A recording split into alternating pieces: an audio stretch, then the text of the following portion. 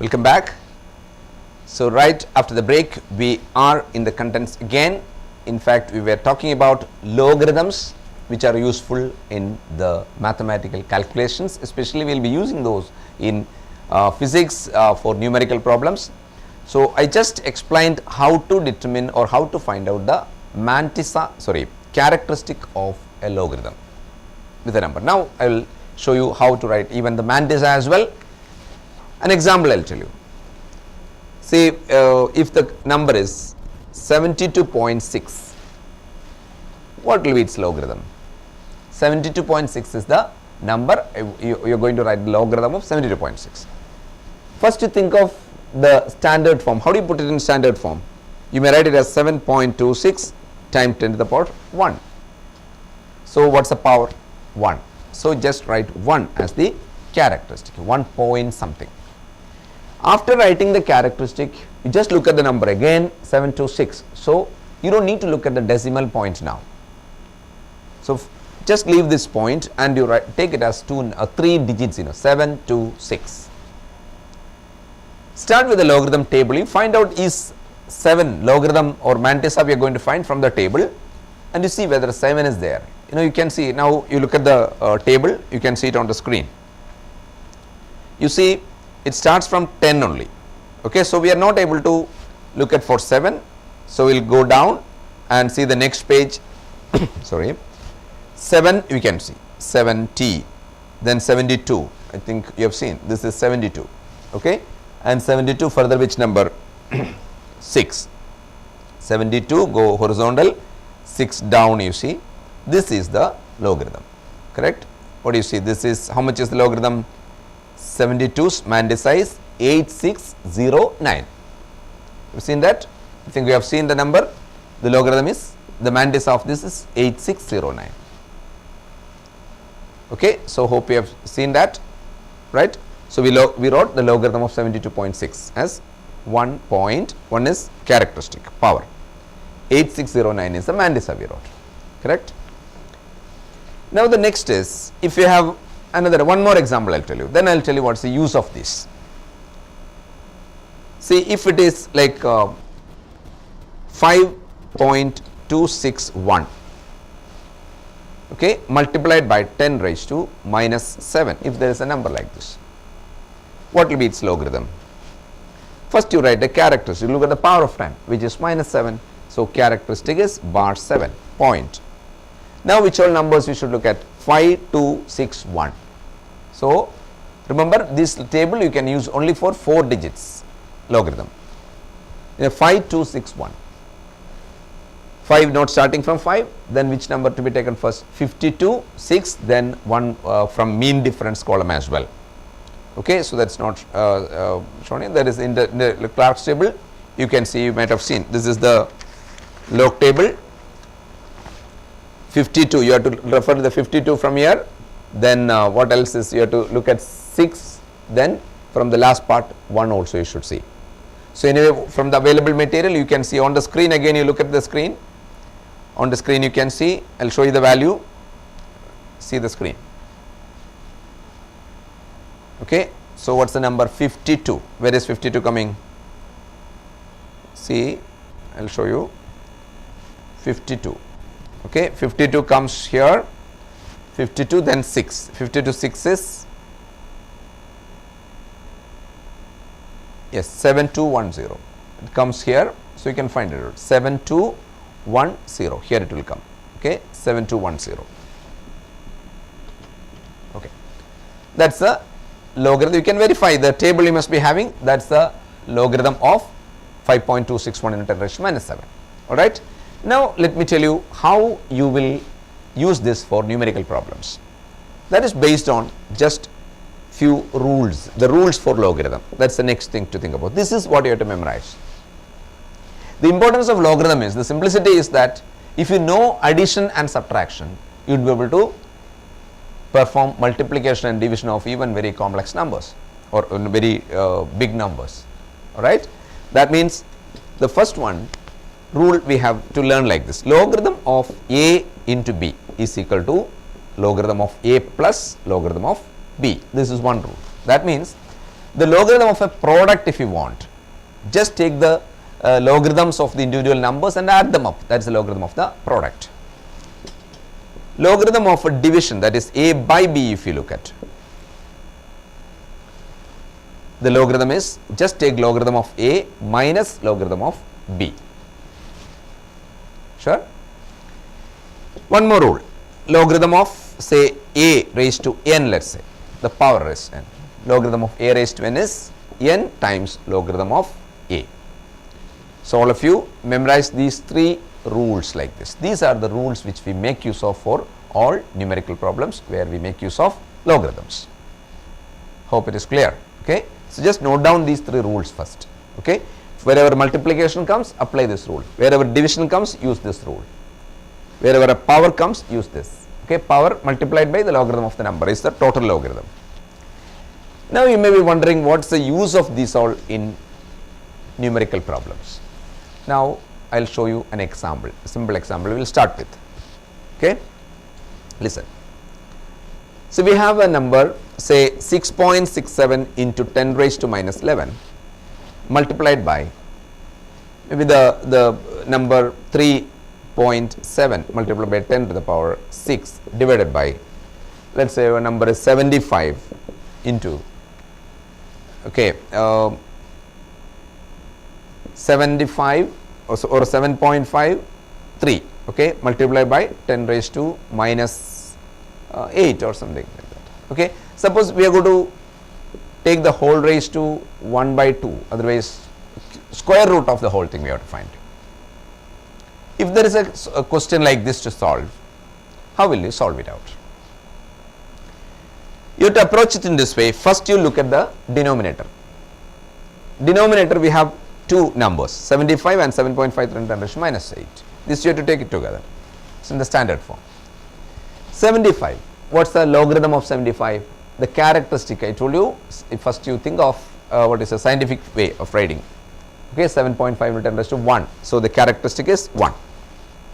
After that you should look at the logarithm of 75. You see the table, what's the logarithm of 75, what's the value?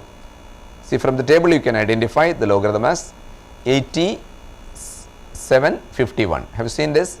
75's logarithm is 8751. You can see that 8751. Okay, so 8751. Then logarithm of 7.53 into 10 raised to minus 8, the next number. Again you look at the table, 7.53 into 10 to the power minus 8. So 75 3.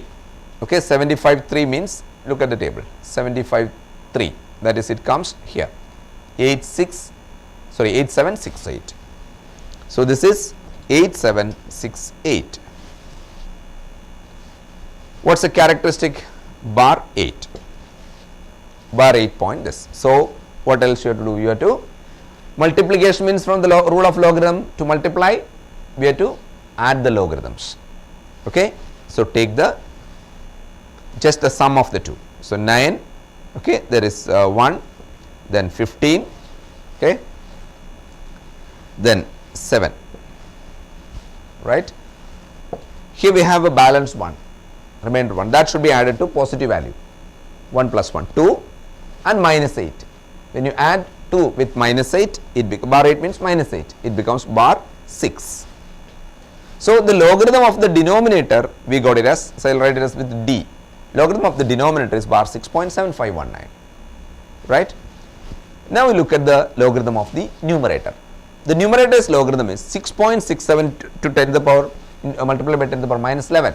So we should write as bar 11 point, the logarithm of what? 667. So again look at the table, 667, 667, it comes here, 667 is coming here. You can refer your table with you, okay. If you have the Clark's table with you, you can take and check. 66 7 is 8241. Okay, 8241. Also we have another number 3.7 into 10 to the power 6. 3.7 times 10 to the power 6, the logarithm, so the characteristic is 6 point. Then the mantissa of 37, 37. So 37, you look at the table again, 37, it comes to be 5682. You look at that. 37's logarithm or mantissa 5682. Okay, 5682. Is it clear?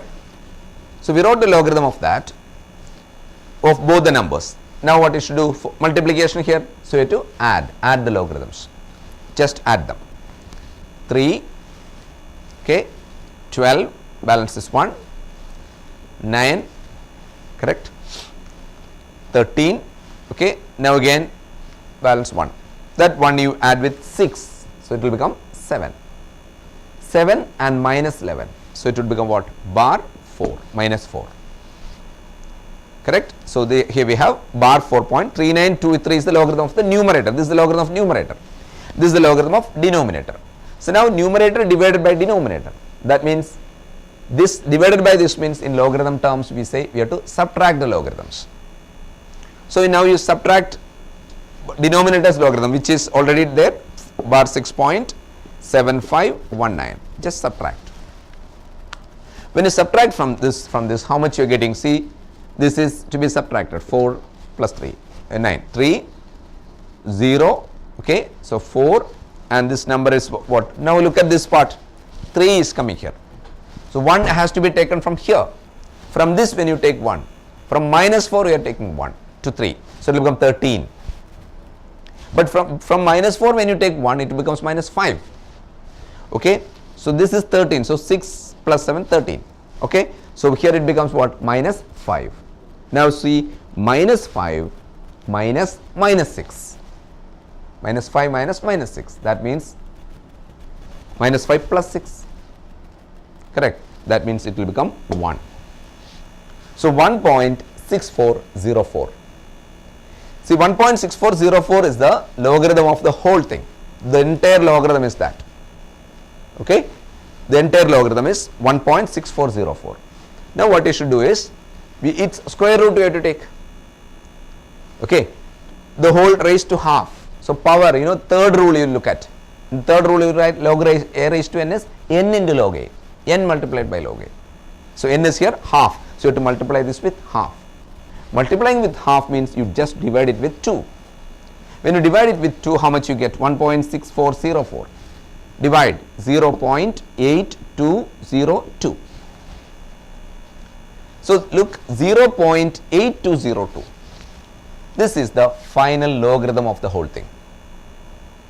Now remember this, if you have practice on this, definitely you can do it very quickly, and also like if you haven't got it properly, again you rewind it in the catch up you will get, you rewind it and see how the steps were taken.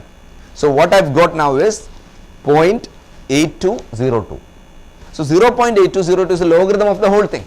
So what I should do is, I'm just going to rub it off. Look, I'm writing 0.8202. This is the logarithm of the entire thing. We don't want the logarithm of the whole thing. We want the answer. That is, what's the corresponding number?